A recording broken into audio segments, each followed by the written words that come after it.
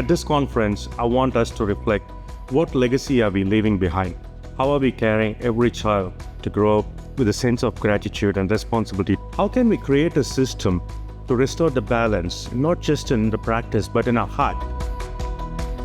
We know that the environments we move through and the relationships we build and the structures we navigate all leave their mark. But what does it really mean to be shaped by the people, the places, and the systems around us? And early childhood people, I just want to say I applaud all of you. What you do for children, what you do for our families, and what you do for our community is incredible. And I think no matter what you do, you can do anything. How can we enact a pedagogy of kindness using the rights of children? When we trust children and give them time, space, and freedom to explore, their brilliance shines through in the most unexpected ways. Creativity is something that we should be talking about more. When people say, I'm not creative, you are. You are more creative than you would even imagine. And I think it's a word that we really need to claim, not only for ourselves as teachers, but also that's your job. Your job is not to take 10 observations a week. Your job is to make all young Australians become confident and creative. Artwork is part of a broader knowledge system. So when you're teaching it, it has to be taught with the authenticity and the cultural integrity that it deserves, because it's actually saying something.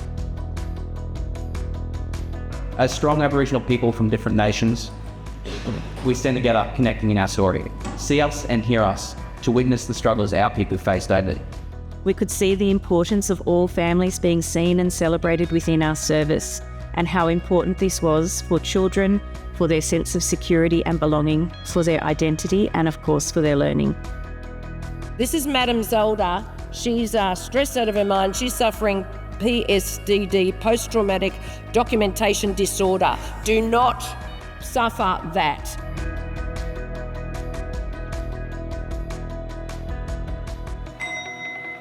Change does not happen quickly. The work is also continuous as you unpack and discover what social justice is within your service and how to make change. So instead of management and leadership holding each other accountable, they're often mistaken as one.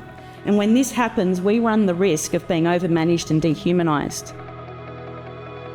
If we're trying to create a culture of children caring for each other and caring for us, are we showing that same care and consideration to our team? Are we speaking to our team in a respectful way? Ours is a story of labouring and thinking together, of creating alliances of thought and practice. We believe in nurturing ethical practices, and we aim to construct experiences of creative resistance.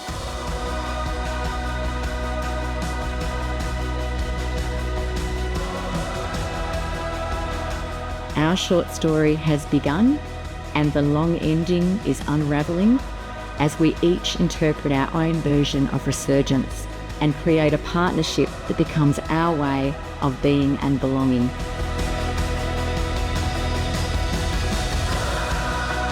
Whenever you feel afraid, just remember courage is the root of change, and change is what we're chemically designed to do. So when you wake up tomorrow, make this pledge. No more holding yourself back. No more subscribing to others' opinions of what you can and cannot achieve. Design your own future.